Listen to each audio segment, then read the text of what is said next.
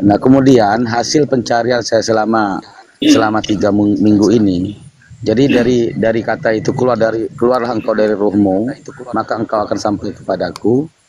Di situ kan ada contohnya bulan, seperti bulan. Kemudian saya bertanya dengan kawan-kawan di Komal, dengan ustadz-ustadz di seputaran saya ini, kenapa bulan itu tidak pernah keluar setiap malam? Kan itu pertanyaan awal saya itu. Dan bulan itu keluarnya di tanggal 13, 14, 15. Dan di tanggal itu disunahkannya puasa 3 hari. Nah, sementara saya pernah mengutip kata ulama itu, wajah Rasulullah itu seperti rembulan. Nah, saya pencarian dari kata-kata keluar dari dunia, keluar dari akhirat, jiwa dan ruh itu sebenarnya yang pertama contohnya seperti bintang, yang kedua contohnya seperti bulan, kayak begitu. Udah? Tapi di sini saya ini maksudnya ini apa ini kan gitu. Apa harus seperti Rasulullah itu kan begitu. Alhamdulillah. Saya simpulkan seperti itu dalam pencarian selama 3 minggu ini. Lanjut, Gus. Alhamdulillah. Ya, alhamdulillah rabbil alamin. Jadi memang kadang kita ini terbelenggu dengan istilah-istilah. Kadang kita ini terbelenggu dengan hanya kata-katanya orang. Kita tidak cari sendiri kepahaman itu. Kita mengadakan hujah-hujah orang lain di dalam sampai kepada Tuhan. Jadi memang di Uripe Allah ini, YouTube Uripe Allah ini tidak pakai metode-metode atau istilah-istilah yang membuat manusia pening, Mas. Karena semua itu masih dilakukan oleh manusianya, seolah-olah manusianya yang bisa melakukan itu semua, ya enggak? Ya, betul. Nah, selamanya bila manusia masih melakukan itu semua, enggak tambah sampai malah tambah jauh, bingung, pening, ya enggak? Iya. Sedikit, saudaraku. Tapi apa itu, Gus? Dasar saya mendapatkan huruf nun ini juga sebenarnya buku itu sendiri sebenarnya ya alhamdulillah itu sebab petunjuk juga, makanya timbul pengertian dari tentang huruf nun itu. Maka ada satu ulama itu mengatakan bahwa katanya puasa di tengah bulan itu adalah menandakan huruf apa, huruf nun. Maka saya lagi mencari siapa nih yang bisa menafsirkan tentang huruf hijaiyah itu. Akhirnya ketemulah apa itu arti itu. Ketemunya di situ. Jadi penggabungan selama 3 minggu inilah kayak begitu. Akhirnya ketemu alhamdulillah. Alhamdulillah. Nur, huruf nun tadi yang abang maksud. Nabi Muhammad seperti cahaya rembulan. Nah, jadi maknanya itulah yang dimaksud nurun ala nurin. Bila tak ada cahaya matahari, maka cahaya rembulan tidak pernah ada, ya enggak? Lah, itu dia, Gus. Bila Allah tidak ada, bagaimana mungkin Kang Ahsanu bisa ada? Iya, paham. Nah, hidup yang ada di Kang Ahsanu ini sebenarnya nurnya siapa? Bukan nurnya Allah. Kang Ahsanu. Nah, kalau sudah di situ, enjoy tidak? Alhamdulillah enjoy, Gus. Ya, enggak usah cari-cari lagi yang pening-pening, Mas. Ya enggak. Jadi akhirnya ini tinggal pemantapan aja sebenarnya, karena dia ini masih goyang-goyang. Alhamdulillah ini sudah ada kemantapan. Jadi artinya goyang-goyang. Artinya apa itu, Gus? Jadi artinya saya teringat dengan saat mengutip kata ulama bahwa ada hamba sahaya. Kan begitu. Hamba sahaya kan tentu patuh dengan tuannya. Maka kan ada saudara kita, maksudnya keluarga saya itu ada yang bab menghamba, kan begitu, mencari pahala, mencari surga, mencari ridho, mencari kasih sayang. Itu kan masih patuh kepada bab tuannya, maksudnya tuannya secara gambaran manusia maksudnya. Tapi kalau dia itu sudah lepas dari hamba sahaya, maka merdekalah itu. Berarti judulnya, Gus, harus jadi judulnya merdeka gitu kan ya. Alhamdulillah alamin. Jadi sebenarnya hamba sahaya yang Akang Mas katakan tadi maknanya masih jadi budak, budaknya hawa nafsu, hamba sahayanya hawa nafsunya sendiri, masih ngikuti hawa nafsunya, metode-metode serba hawa nafsu. Maka dari itu di uripi Allah ini kajian dari atas langsung. Kalau dari bawah sulit untuk naik Kang Mas, selamanya masih berhayal-hayal karena manusianya yang masih jadi Tuhan. Lanjut Kang Mas. Tapi di sini Gus, saya izin dulu dengan yang lain. Mohon dikoreksi Gus, dari penjelasan saya awal sampai terakhir ini, mohon dikoreksi. Kalau memang ada yang salah, mohon diluruskan supaya saya bisa mengkoreksi kesalahan diri saya sendiri, Gus. Mohon Gus. Alhamdulillah, tidak ada. Gitu. Kalau menurut saya pribadi tidak ada yang salah Kang Mas. Kalau ada, yang saya perlu istighfar, Gus. Yang memproses ya Allah sendiri. Ngapain takut salah? Allahu Akbar. Siap. Enjoy saja. Mungkin yang lain ada.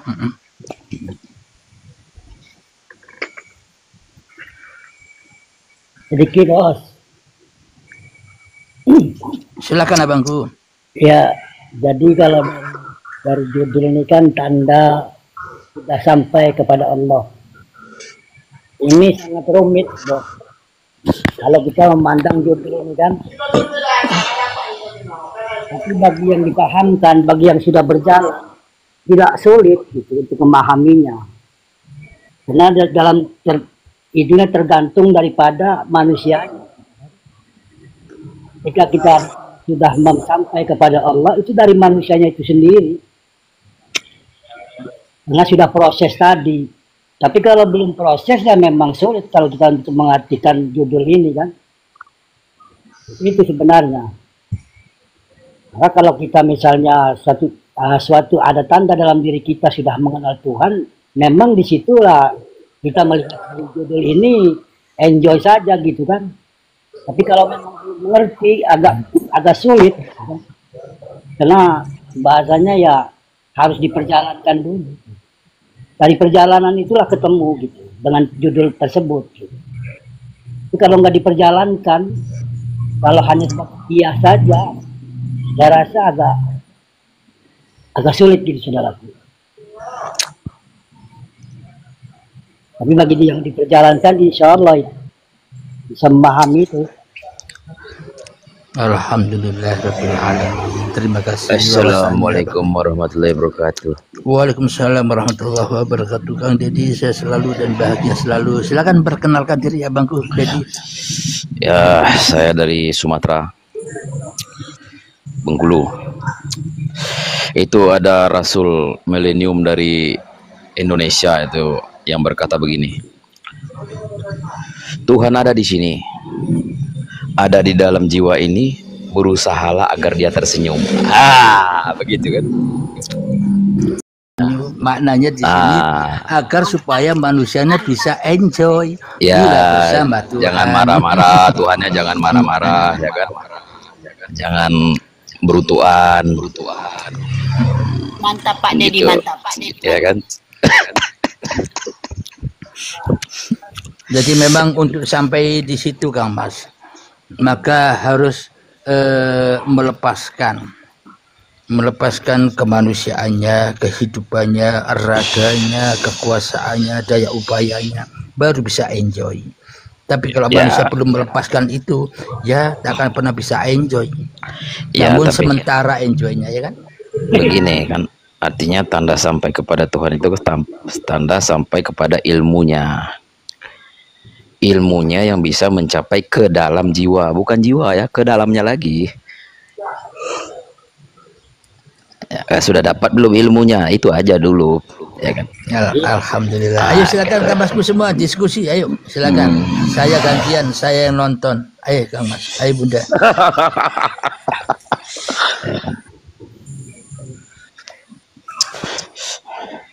Sudah buat saja Tuhan itu tersenyum. Gak usah capek-capek ya kan. Makanya kalau Allah menciptakan semua orang beriman, dihapus oleh Allah Kang Mas. Karena Allah tidak suka. Maka Allah akan menciptakan lagi manusia-manusia baru. Makanya dari itu jangan semuanya enjoy, nanti terhapus. Sama-sama enjoynya sudah rungkat ini.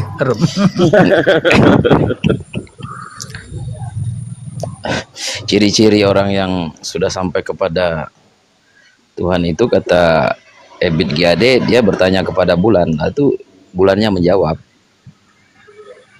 ya kan? Dia bertanya kepada rumput, rumputnya bergoyang tapi tak menjawab. Nah, sekarang kan begini pertanyaannya, untuk mensucikan jiwa, ya kan, harus punya ilmunya, ya kan gitu. Walaupun 1000 kali ke Mekah, kalau nggak dapat ilmunya, nggak bakal bisa membersihkan jiwa. Nah, itu maksud saya tadi. Selalu dipikirkan selama ini Alhamdulillah. oleh pikirkan. Karena selama ini yang kita pikirkan, yang kita pahami Mekah-Mekah yang di sana, padahal Bakah yang di sini, jiwa dan raga ini yang harus disucikan dan bersihkan, ya kan? Nah, betul.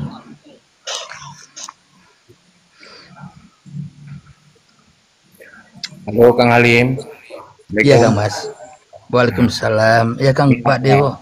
Ada sedikit ulasan sedikit. Ya silakan.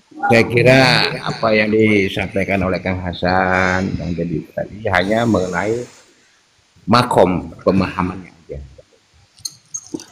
Ketika dia makomnya sudah sampai kepada la ilaha illa anta, maka dia sudah dekat tapi belum mencapai kepada Tuhannya. Nah, naik satu peringkat ketika dia diam dan keluar dari badannya tiada lagi, maka yang ada la ilaha illa ana. Apakah begitu Kang Halim? Ya. Alhamdulillahirabbil alamin. Innani anallah. Sebenarnya yang bisa bicara innani anallah ini Allah apa saya? Yang bisa bicara innani anallah ini kan saya, bukan Allah. Namun harus masuk sayanya yang mana? Iya. Nah, kalau saya manusianya sudah fana, sudah hancur lebur, maka nyatalah innani anallah. Maka kalau sudah Allah yang ada, Allah yang nyata, akhirnya enjoy, lanjut.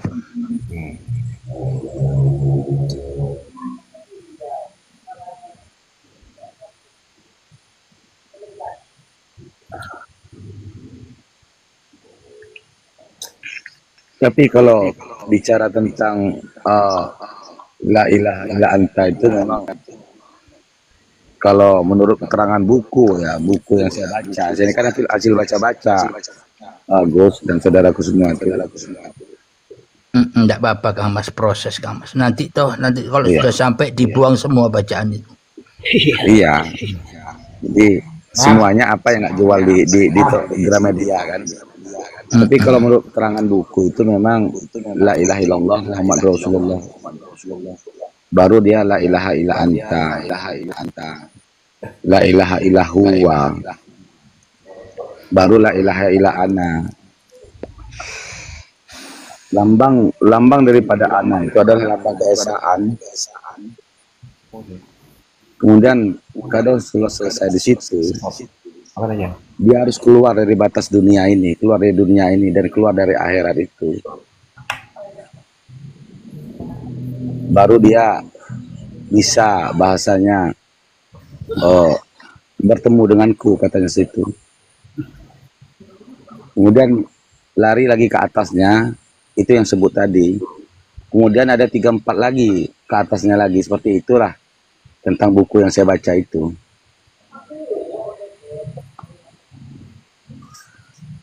Alhamdulillahirabbil alamin, itu kan kata orang yang perjalanan orang yang menulis buku itu Kang Mas ya. Iya itu. Jadi lebih baiknya lah kita cari kata kita sendiri, jangan kata orang lain, agar kita tidak ikut-ikutan. Jadi tapi, memang Gus, lanjut ya Kang Mas. Jadi buku itu kan nggak ada pemiliknya. Jadi insya Allah saya tanggung jawab lah ya, apapun resikonya. Indah memang proses itu Kang Mas. Saya pun juga dulu diproses sampai bertapa di lereng-lereng gunung, Mas. Ikuti aja, nikmati aja Iya. prosesnya. Iya.